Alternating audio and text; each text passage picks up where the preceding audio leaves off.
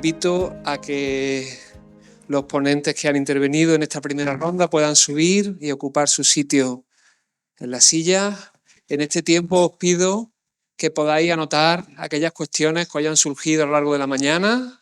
Vamos a bajar un micro por aquí abajo, levantáis la mano y os lo iremos acercando y ellos os irán respondiendo a todas las cuestiones que surjan en este apartado que nosotros llamamos preguntas pendientes.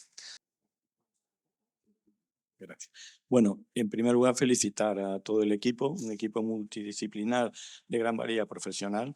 Respecto a, creo que ha sido Leticia Barrera, a mí me gustaría preguntarle, porque de entrada está muy generalizado el hecho de que dice, yo para qué voy a ir a un psicólogo que me va a ayudar, el problema lo tengo yo y estoy amargado vivo y no me va a ayudar. Entonces, cuando te encuentras una persona que está enquistada, ¿qué manera hay de abordarlo?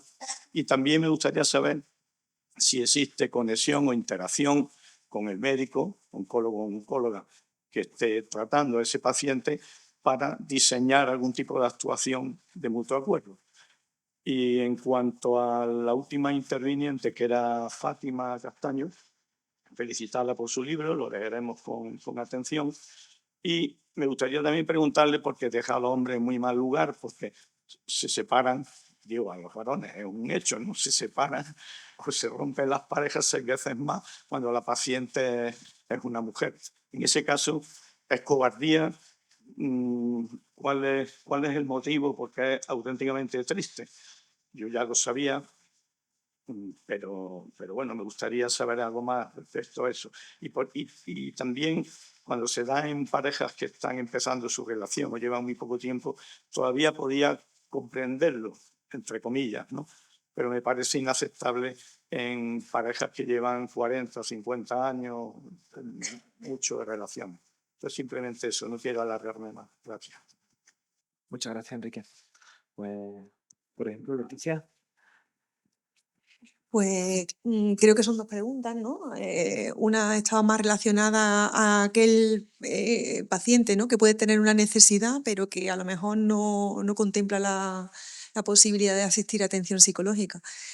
Yo no recomiendo que haya una presión, ¿no? Por parte del entorno familiar o sanitario de que acuda porque lo necesita, porque le va a venir muy bien, porque mi experiencia lo que me dice es que cuando realmente nos llegan a consulta pacientes motivados con una motivación más externa que interna, es un fracaso absoluto.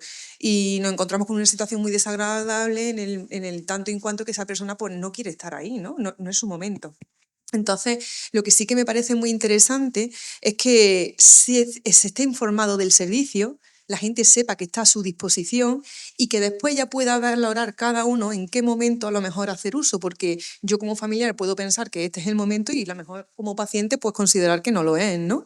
Y creo que hay que respetar también esa decisión individual y propia, porque una terapia psicológica sin la propia motivación del paciente de hacer algo al respecto, pues poco sentido tiene. Entonces, en las ocasiones cuando veo muchas ganas por parte de los familiares de es que tiene que ir, Leticia, sé que lo necesita, de verdad, que es que no sé cómo convencerlo, lo que le propongo es atención psicológica para él. Porque realmente el que está demostrando que tiene un malestar y que ahí sí que hay una motivación de arreglo, pues es él, ¿no? Y él sí que puede también disfrutar de ese servicio, ¿no?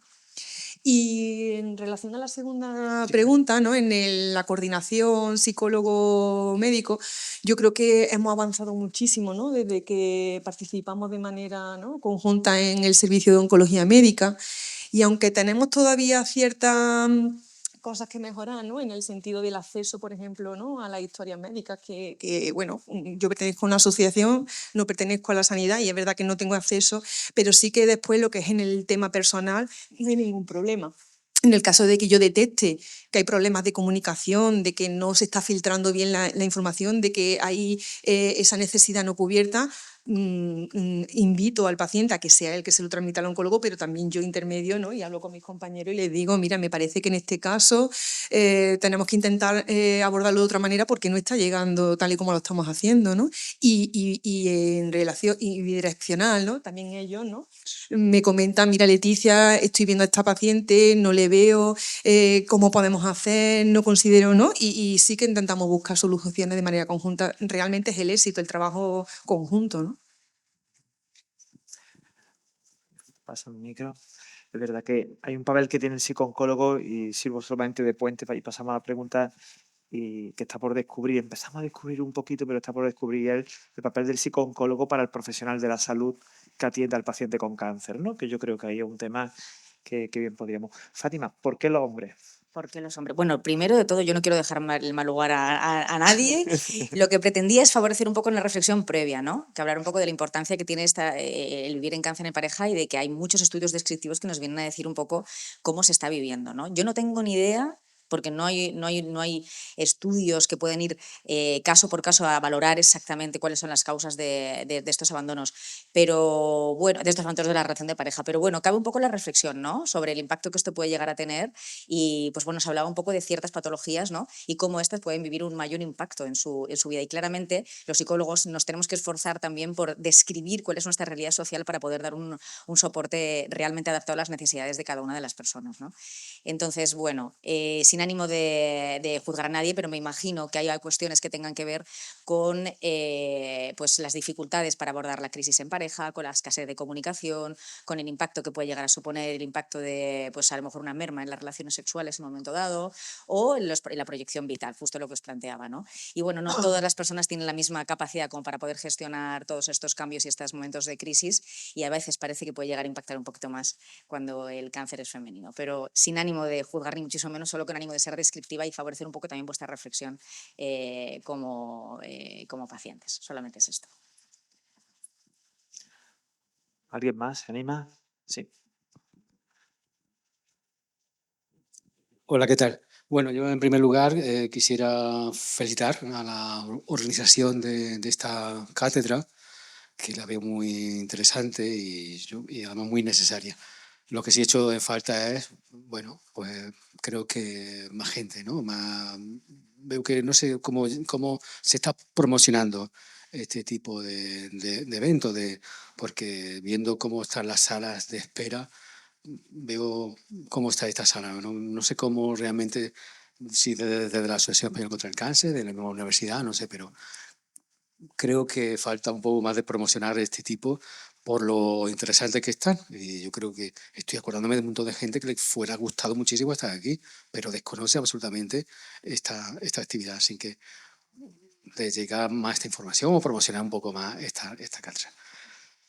Luego, escuchando a lo largo de las distintas ponencias, pues yo que me he ido acordando de varias. Y tengo una que recoge un poco, un poquito, maremano de todo un poco, desde la comunicación, de las emociones y demás.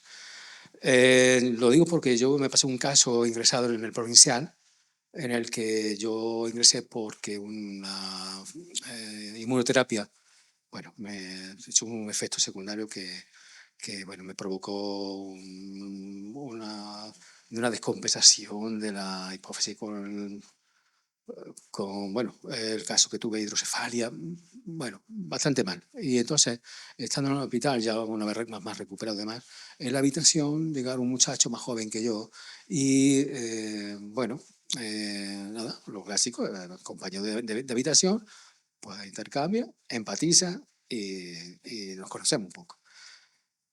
Yo en mi mejoría, pues estoy a la hora de almorzar y veo que entra un oncóloga, creo que era psicólogo, no sé, eran 3 personas. Automáticamente todo el mundo fuera de la habitación, se queda él con su familiar y yo solo, comiendo. En ese momento, pues le comentan que, bueno, realmente la conversación fue dura. Y bueno, cuando ya le comenta de que la cosa no puede ser, que ya no está, en fin, que ya no hay nada que hacer.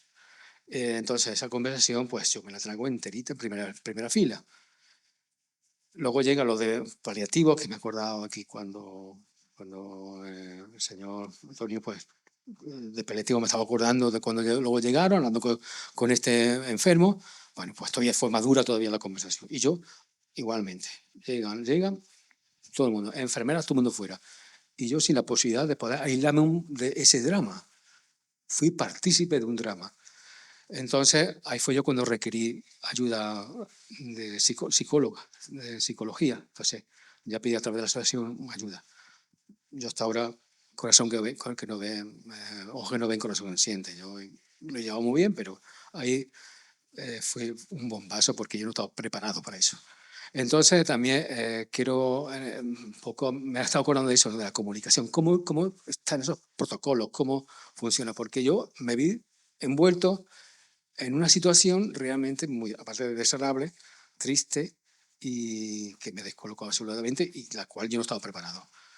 ¿Cómo puede ser que no hay 2 minutos que el oncólogo, oncóloga, doctor, médica transmitan a la enfermera, está solo el enfermo al que vamos a comunicarle esta noticia? Si está solo, vale, no pasa nada. Pero tiene acompañante. ¿Ese acompañante se puede mover? No. Pues entonces, ¿se puede poner un auricular o algo para no serle partícipe de este drama? Pues a mí no, yo me quedé fatal. Yo, imaginaros que, tal como digo, pues... entonces ahí, por eso se me ha venido esto a la cabeza escuchando todo el tiempo las distintas, ¿no? Psicología, comunicación, protocolo, emociones. Entonces, un poco quiero dejar esto así porque no sé realmente si esto se sabe, si esto se tiene en cuenta, esa comunicación que habláis psicología con medicina, en fin, no sé. Bueno, lo dejo caer así, ¿vale? Muchas gracias. Bueno, son dos, nos has comentado dos obviedades. La primera, la de la comunicación de esta, que tenemos que mejorarla. Y te agradecemos, o te agradezco el comentario, pero la segunda es otra obviedad. Y también te agradezco que, bueno, pues no lo digas, porque yo creo que no se cumple ninguna norma mínima de información si no caemos que detrás de esa cortina que separa una cama de otra cama hay otra persona. Así que yo personalmente, no sé qué opináis, si tenéis algún comentario, agradecerte de corazón tu comentario, pero de corazón. Lo vamos a poner en marcha, fíjate, es lo que decía al inicio Javier, que nosotros aprendemos de vosotros y probablemente alguna vez si tenemos que estar en una cama y nos sentimos igual, pues ojalá tengamos la valentía que tú has tenido de decir, oye, esto fue un mal momento. Esto fue un mal momento. Se podía haber evitado. Así que nada, de verdad. Muchísimas gracias. No sé si tenéis algún comentario. Sí, el compartir cama en un hospital es que es inconcebible ya en el tiempo que vivimos, pero desgraciadamente, es el entorno en que tenemos que trabajar en la mayoría de los casos. En nuestro caso sí está en camas individuales porque tenemos una presión, digamos, controlada, pero es terrible, no solo para la persona que está al lado, tener que escuchar un mensaje tan sumamente duro, sino también no le da espacio a esa persona a tener una mínima intimidad en ese momento. Es terrible, no tiene justificación ninguna. El hecho es que nos obliga a las circunstancias por la falta de disponibilidad de camas. Es que es poco concebible que a esta altura tengamos que seguir compartiendo una habitación en un hospital, que es igual de maternidad, de oncología o de medicina interna. Mucho más en oncología o en otras especialidades donde se trabaja con personas en situaciones muy complicadas, tanto físicas como emocionales. No hay excusa. Es un problema que tenemos y que tenemos que asumir. Y por supuesto agradezco mucho la valentía de ponerlo ahí encima de la mesa porque es que ya digo, a esta altura es que es poco concebible, es que no se me ocurre ninguna circunstancia por alguna persona que esté ingresado tenga que compartir su intimidad física y emocional con un extraño, ¿no? Es un derecho que ampara la ley, ¿eh? Yo de todas maneras quería, por alusiones, porque el responsable último del servicio soy yo, por eso me he subido, aparte de lo de la cátedra. Y a redundar un poquito en lo que ha dicho Antonio Yergo. Nosotros hemos intentado en estos últimos días, en aras de lo que ha dicho usted, aislar los pacientes todo lo que podamos. No ha durado 4 días. No ha durado 4 días porque hemos tenido más pacientes fuera de la planta que en la planta. Entonces, es verdad que no hay derecho, pero que esta es la realidad que estamos viviendo. Ojalá pudiéramos, porque lo pretendemos, que los enfermos realmente estén solos en una habitación. Entonces se obviaría todo lo que ha comentado. Era la intimidad diferente, la comunicación diferente, todo diferente, pero la realidad del día a día hospitalaria por hoy es diferente.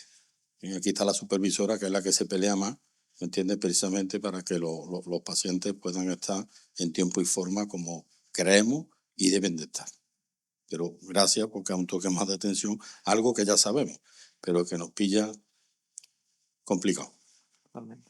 Sí, yo quiero agradecerle precisamente su intervención, porque a veces los profesionales sugerimos a los estamentos correspondientes la necesidad que tiene el paciente, pero sí que un paciente lo diga tiene mucho peso. Entonces yo personalmente se lo quiero agradecer, porque esta sugerencia está transmitida porque creo que es súper necesario en todos los pacientes del hospital, pero claro, en los pacientes oncológicos, cuando, como he dicho anteriormente en mi intervención, el proceso no es el mismo en cada caso, tenemos que ingresar a personas en distintos procesos en la misma habitación. Entonces, a mí personalmente, como supervisora de la unidad, me duele enormemente lo que usted está comentando, y también personas jóvenes que están iniciando un proceso, o personas mayores, da igual, en un proceso, en una etapa de ese proceso, con otras que están viviendo otras circunstancias. Entonces realmente le agradezco esto, pero que se quede tranquilo, que estamos luchando desde la paciencia y desde la profesionalidad que todos tenemos en conseguir una cama individual para el paciente oncológico, ¿verdad? Enrique, antes de que te jubiles, lo tenemos que conseguir. Entonces, pues muchas gracias. Muchas gracias. Sino, decía que es un derecho que van para la ley, el derecho a la intimidad. Hay veces que también la ciudadanía tiene un papel aquí, es decir, y como bien dice la supervisora, el peso que tiene la opinión del que lo ha sufrido, pues mucho más de lo que os imagináis. ¿Alguna pregunta? Por ahí.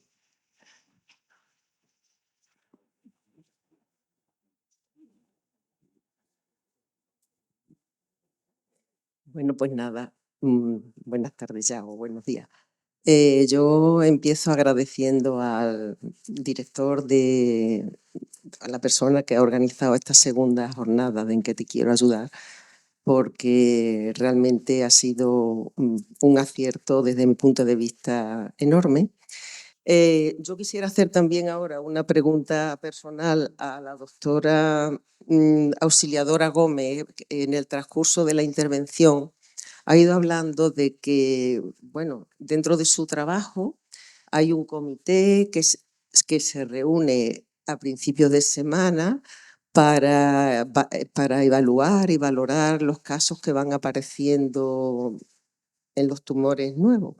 Entonces, mi pregunta es, una vez que se hace esa reunión, el paso siguiente, ¿cuál sería?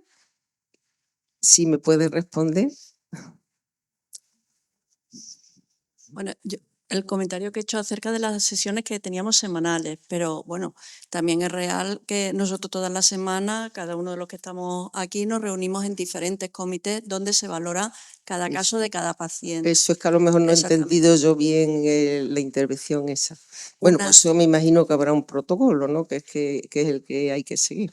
Exactamente, entonces una vez que el paciente ha sido valorado por el comité, donde está todo el equipo multidisciplinar que interviene, el facultativo encargado, que a veces es el oncólogo médico, otra vez el oncólogo radioterápico o bien el cirujano, se pone en contacto con el paciente para comentarle la estrategia que se ha establecido en dicho comité.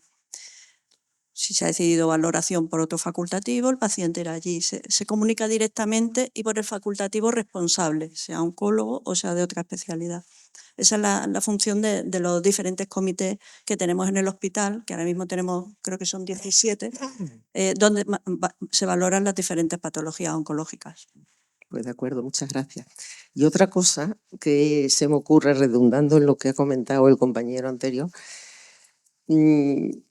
bueno, la circunstancia trágica que a él le ha tocado vivir de estar, pues eso, compartiendo habitación. Ya anteriormente la supervisora de enfermería ha explicado que están en la intención, o sea, en el transcurso de su intervención, que estaban en la intención de, pues bueno, de aislar a los pacientes, que no estuvieran juntos y demás.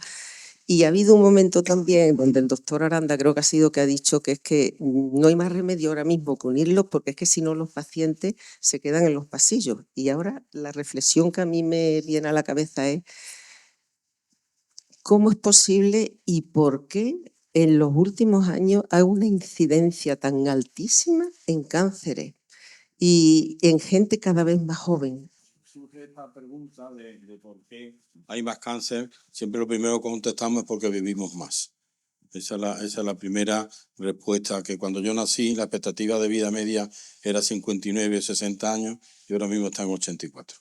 Entonces, conforme vamos viviendo más, las posibilidades de que aparezca cáncer son más. Eso por un lado. Y luego por otro lado, la manera en que estamos viviendo. Es verdad que estamos comiendo peor, que estamos no teniendo niños, con lo cual atrasamos muchísimo el tema de los estrógenos y la mama, no hacemos ejercicio físico, o sea, bebemos, fumamos, o sea, que hay una serie de circunstancias en las que multifactoriales que hace que la papeleta para que nos toque el cáncer es muy superior a la que había hace años. También es verdad que hace años nos moríamos de diarrea, nos moríamos de infecciones, se morían de otras cosas, que hoy día no se mueren. Eso es lo que... Y es verdad que por ejemplo, en cáncer de colon, que estamos viendo que aparece cada vez en gente más joven, igual que en el de mama, en el de colon, pues los expertos no acaban de saber exactamente por qué. Parece ser que puede haber un proceso inflamatorio por la comida, por el estrés, por no hacer ejercicio, que puede estar incidiendo. Pero la verdad es que muchas veces hay factores que conocemos en algunos tumores, porque claro, no hay un tumor ni dos, hay muchísimos tumores y además no hay muchos tumores. Hay pacientes con nombre y apellidos que tienen un tumor. Entonces todo esto hace que se complique mucho la cosa, pero la realidad es que cada vez se cura más, pero cada vez hay más. Pues muchas gracias. Se confirma un poco la idea que tengo, que es estilo de vida también que llevamos ahora. Gracias.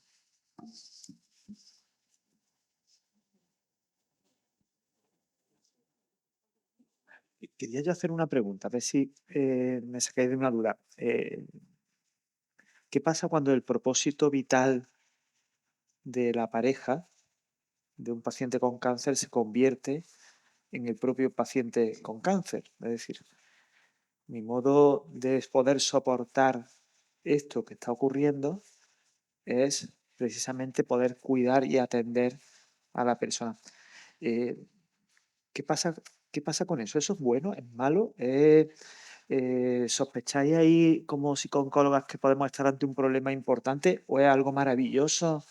Es que oscila mi pensamiento entre lo muy bueno y lo muy malo, ¿no? Antonio probablemente también tiene experiencia de eso. Me gustaría escuchar un poco vuestra opinión.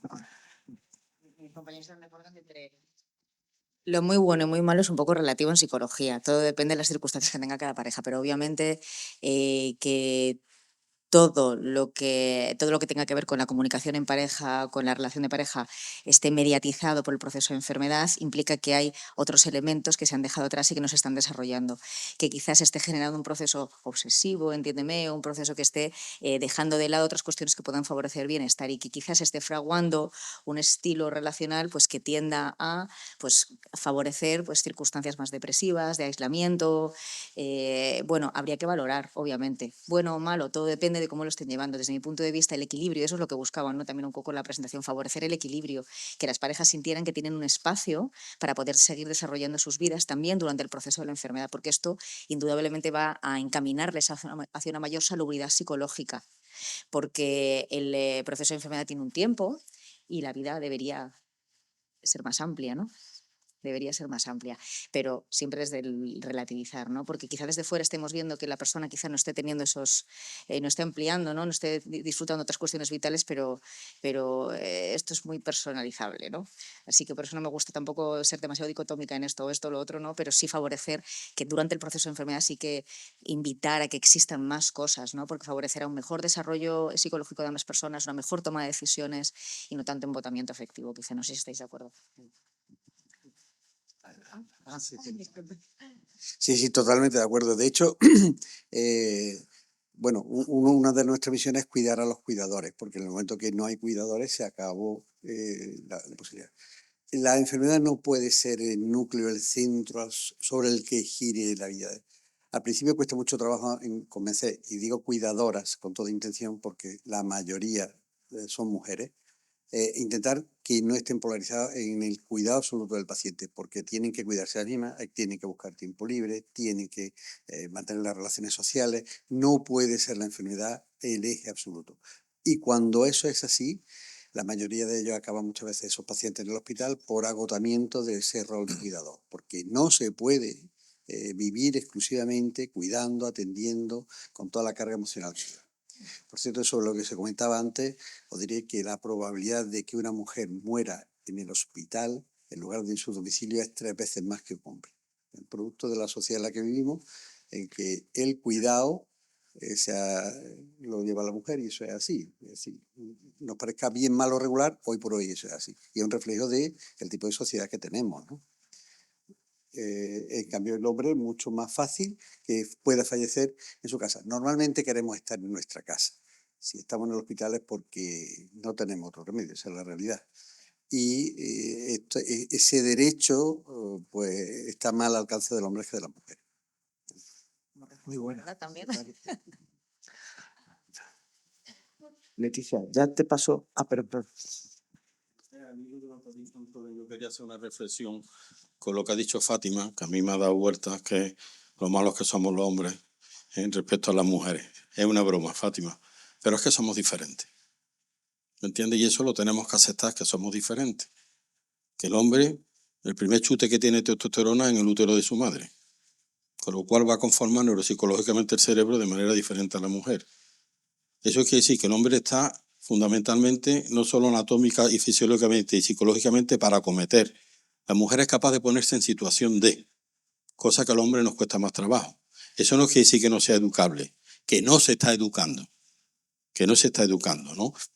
Entonces, ¿eso qué quiere decir? Que al hombre le va a costar mucho más trabajo, ¿me entiendes? Eso quiere decir que no se puede conseguir, ponerse en disposición de ayudar. Entonces entiendo, dándole vuelta a lo que estamos diciendo, que sea como está hecho para cometer, que salga corriendo cuando se encuentra en una situación que no es capaz de digerir. Mientras que la mujer acoge, se pone en disposición de y es capaz de cuidar de manera más probable, vamos a llamarlo así, que el hombre. Pero una cosa que desde niño o antes hay que empezar a trabajar. Y es fundamental que el hombre tenga amigas mujeres, porque es como acaba de hacerse hombre, en conocimiento con una mujer. Y viceversa, Y viceversa. Yo recuerdo que San Bernardo no dejaba que entrara ningún fraile al convento de clausura si no había tenido amistad con una mujer, porque él entendía que es la manera que realmente uno estaba conformado como persona, en el conocimiento no solo de sus iguales, sino también con la del otro sexo. Quería hacerte una pregunta, Leticia, y ha salido de refilón. ¿Cómo se lo dice? Pues lo hacen en la consulta, es decir, ¿cómo se lo digo a mi hijo? Sí, a los pequeños, ¿cómo se le dice? Y ahí también enlazaría contigo, porque, bueno, yo creo que también nos puede aportar mucho desde la perspectiva. ¿Cómo se lo digo a mi hijo? ¿Cómo se lo digo? Y bueno, me gustaría conocer un poco tu opinión. Bueno, pues sí que es verdad que puede ser una pregunta, ¿no?, recurrente, y suelen ser mucho motivo de consulta porque tenemos como mucho miedo a traumatizar, ¿no? Pensamos que como es una información negativa, porque realmente no es agradable, podemos generar daño. Pero bueno, vamos en la línea de lo que estaba comentando también Fátima y Antonio, ¿no? Yo creo que es muchísimo más negativo el ocultar, el no informar. Los pequeños y los mayores de la casa, a los que siempre intentamos sobreproteger, forman parte del sistema familiar y tanto en las cosas buenas son compartidas para ellos, con las cosas malas también tienen que ser compartidas y tienen que formar parte. Lo que pasa que sí que aquí, en este caso, lo que podemos ayudar es a modular la información, a que sea acorde a la edad del niño, porque es verdad que no podemos transmitir la misma información teniendo 3 añitos que teniendo 10, que teniendo 18. Entonces sí que es importante que ante la respuesta de, oye, yo es que no sé si decírselo o no, está claramente, ¿no? Nuestra opinión es que sí que sean informados. Lo que tendríamos que hablar es un poco del cómo, ¿no? De qué manera, que eso ya sí que sería algo más individual, porque independientemente de que podamos tener ideas para determinadas edades, también hay que conocer al pequeño, hay que ver qué particularidades concretas, porque bueno, hay unas diferencias individuales que van a modular el que lo podamos hacer de una manera o de otra. Ingrid, ¿el cómo? Bueno, nosotros cuando estamos diseñando materiales pensando en los niños, ¿no? En los más pequeños, lo primero en lo que pensamos es en la edad, como decía antes, ¿no? El tipo de receptor, porque dentro del niño tenemos una variedad de edades importante. De 0 a 3 años, pues las capacidades, ¿no? que tienen de comprensión, cómo entienden las cosas. De los 3 a los 6 años que ya empiezan a leer, cómo se relacionan también con la información, ¿no? De una forma más autónoma, más siendo ellos protagonistas de la información que quieren recibir.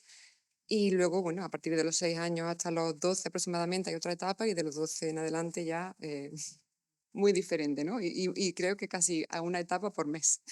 Entonces nosotros vamos generando materiales en función de nuestro receptor. Nosotros en traducción e interpretación, que es desde el ámbito que trabajamos, pensamos siempre qué es lo que necesita el receptor, cómo se lo tenemos que dar y cuál es el objetivo claro que tiene que llegar a ese receptor, ¿no? Entonces, si pensamos en un niño, muy importante, hay que darle la información. Nos lo decían en el hospital cuando nos pidieron los materiales. Necesitamos transmitir esta información, no sabemos cómo. En ese caso, nosotros generamos esos cómics, esos videocuentos, esas infografías, pensando en sus edades, pensando y hablando con los médicos, con los enfermeros, con el personal sanitario, para ver también en qué fase de cada uno de esos pacientes se le podía transmitir más o menos información, o de qué manera adaptarla, ¿no? Cuál podía ser la más adecuada para el momento vital que estaba teniendo ese paciente. Y bueno, es muy importante, ¿no? También ese punto. Y luego, como paciente, ahora voy a personalizar, yo a la hora de darle información a mi hija, ¿no? Ella me ha pedido hermanitos después de haberla tenido, ¿no? Entonces yo no he querido mentirle, no he querido ocultarle pues que había estado malita. No le he explicado mucho porque evidentemente acaba de cumplir 8 años ayer, y no le puedo explicar pues he tenido un cáncer y ha pasado esto, ¿no? Con términos ni técnicos ni dramáticos, porque los niños en esas edades también tienen muchos miedos, ¿no? Y la mamá es algo que no puede desaparecer de su lado, ¿no? Pero yo sí le he ido contando poquito a poquito, cuando ella me ha ido preguntando, pues lo que ella veía, ¿no? Ha visto la cicatriz, entonces mamá, ¿por qué tiene la cicatriz? Pues porque me puse malita. Y entonces me tuvieron que quitar un trocito de la mama. Ah, vale, vale. ¿Y por qué no puedo tener hermanito? Pues cariño, cuando me puse malita, se me estropeó la barriguita, eso se lo expliqué hace un par de años, ¿no? Se me estropeó la barriguita y donde se crean los bebés ya no me funciona.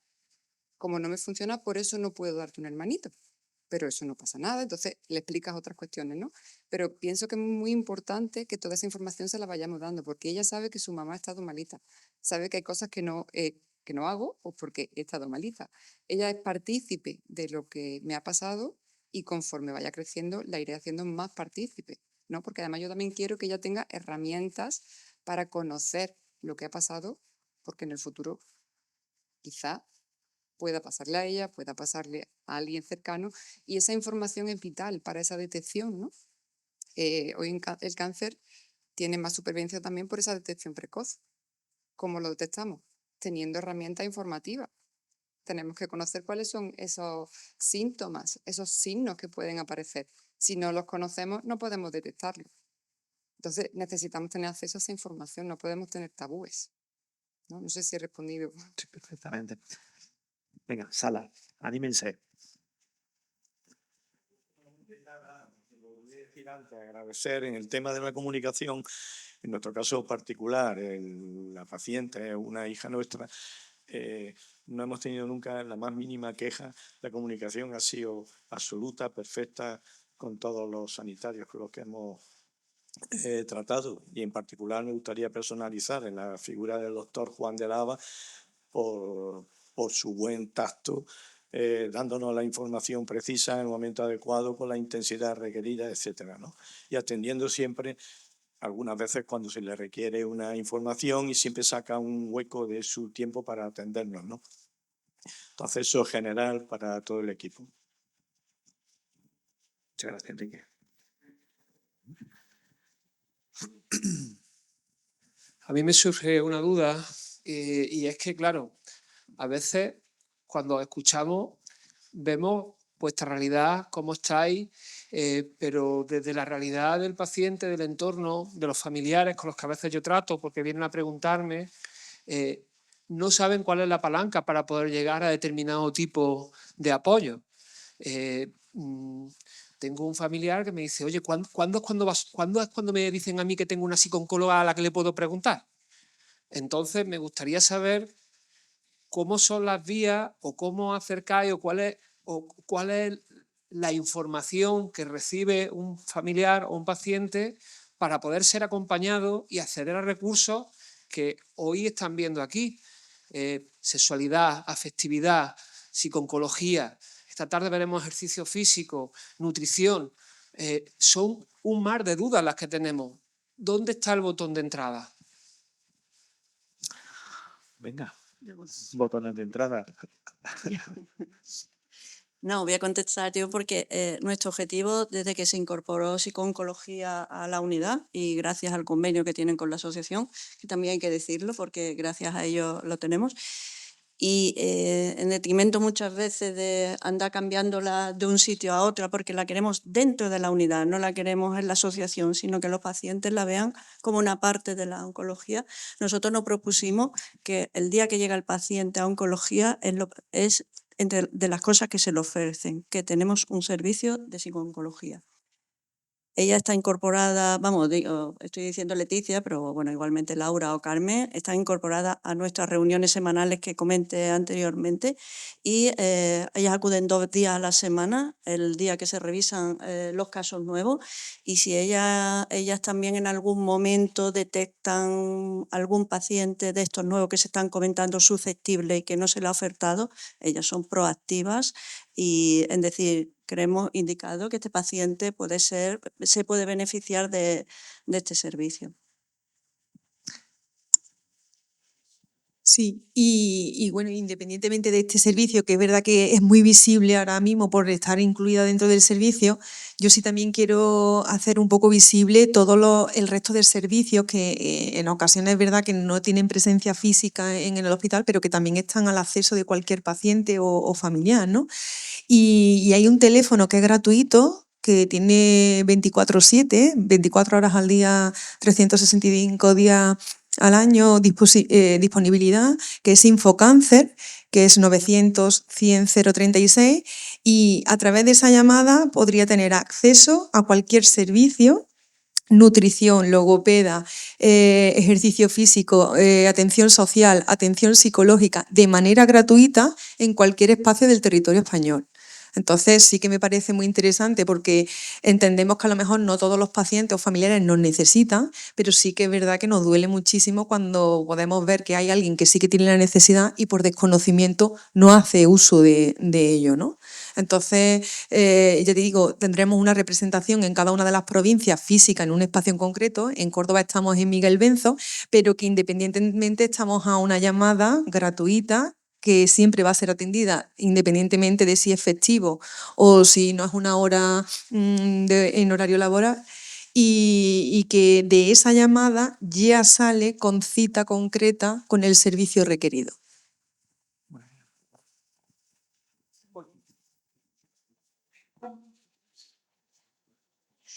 Bueno, primero enhorabuena a todos, ¿vale? Y segundo, que quería una curiosidad, ¿vale? A mí me trataron en hematología y nunca en esta jornada de encuentros veo a nadie de hematología. A Incardi, cuando la he visto, me ha dado mucha alegría porque es como que hematología está en Reina Sofía y está un poco olvidada. Yo soy voluntaria, estoy en el Provincial, pero claro, en el Provincial todo el mundo conoce a los doctores, a la enfermera, y yo siempre como que echo de menos hematología. Y entonces, a raíz de esto, quería una cuestión. A mí me diagnosticaron linfoma de Hodgkin en el 2019 y jamás me hablaron de un psicólogo. Y yo lo necesitaba y yo no me di cuenta hasta que ya superé todo y me hice voluntaria, todo lo que ofrecía.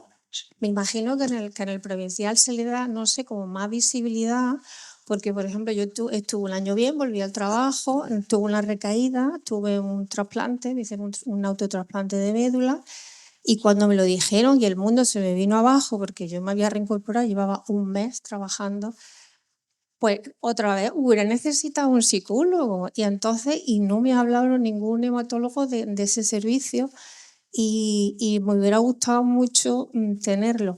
Cuando me di cuenta, pues con casualidad, en los ciclos que te ponen antes del trasplante, que a mi compañera de habitación, una psicóloga le estaba tratando al familiar, no al paciente, porque lo necesitaban.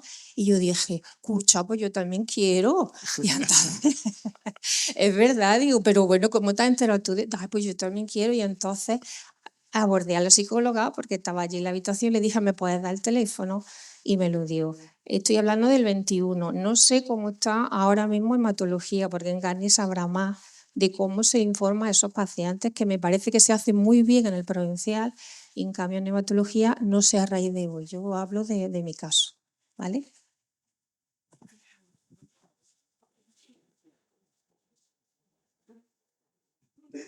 Bueno, yo soy Encarni, soy psicóloga también de la Asociación Española contra el Cáncer, y si nosotros estamos también igualmente que se está en oncología médica, ahora mismo tenemos presencia a través de la asociación con el convenio, tanto en oncología médica, en oncología radioterápica, en ingreso también, en la planta de hospitalización, y en hematología también con el convenio. A partir de 2021 tenemos la presencia también dentro de la unidad.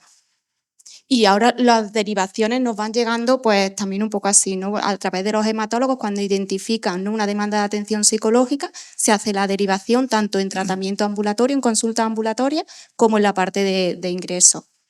Sí, es verdad que se van dando también pasitos, ¿no? Y creo que es importante. Yo te agradezco mucho, Ade, ¿no?, también que pongamos en valor pues esa parte de hematología, que muchas veces es verdad que se queda también ahí un poquito más pendiente, y que vamos también reivindicando. Y ahora con la escuela de pacientes, ¿no?, con todo lo que tiene también que ver con el trasplante de médula, que también se está haciendo un trabajo importante, ¿no?, a nivel de acompañamiento emocional, y cada vez es más visible. O sea que, perdona, a partir de ahora el hematólogo, a partir del Sí, es el que pone en contacto con... Sí, hacen una derivación directa. Hay una hoja de derivación que directamente los hematólogos la pasan y yo me pongo en contacto con las personas que necesitan. Sí. Y luego también se le informa también un poco a ellos de cara a que eso, que también el paciente sale con la información del teléfono de Infocáncer, con la idea de que a lo mejor identifique qué necesidad tiene y pueda también solicitar cita a través de Infocáncer, de una manera más personal, ¿no? Eligiendo también cada momento, ¿no?, a lo mejor en el que se siente preparado para solicitarlo. Pues me alegro mucho. Yo quiero decir que es verdad que a lo mejor en oncología médica ha sido un poco pionera, ¿no?, pero que realmente se está exportando el modelo muchísimo a otros servicios. Y además también es una labor y uno de los pilares fundamentales de la Asociación Española contra el Cáncer el llegar a más, el visibilizar. Y es verdad que como está funcionando tan bien, ahora mismo ya tenemos los mismos convenios con el servicio de cirugía, con el servicio de urología, con el servicio de maxilofacial, de tal manera que todos estos servicios que también pueden estar, ¿no?, en el tema de la detección del cáncer, ya son conocedores de nuestro servicio, y si ellos detectan en un momento determinado esa necesidad en sus pacientes, son derivados de igual manera que venimos haciendo en otros servicios que tienen ya como más peso. Entonces ya te digo que es verdad que a lo mejor empezamos en oncología médica o tenemos más recorrido y por eso está más asentado, pero que se está exportando a muchos más servicios, y ya te digo que ahora mismo hematología, urología, maxilofacial, cirugía, son servicios que ya nos conocen, ya tenemos convenios de colaboración y nos derivan directamente. Es que el motivo lo ha dicho ella, o sea que nosotros empezamos antes. Empezamos antes, y tiene una razón de ser, empezamos antes porque tuvimos que montar todo el tema de paliativos a nivel provincial. Entonces la relación de oncología médica con la Asociación Española es y espero que sea muy estrecha. Y de ahí surgió inmediatamente todo el tema del voluntariado y de los servicios. Lo que pasa es que luego los convenios con el SAN no ha sido tan fácil de ponerlos por escrito, pero por eso es más evidente y más visible en el provincial, porque es donde está la oncología médica y donde está la oncología radioterápica. Y es los que empezamos y firmamos los convenios antes.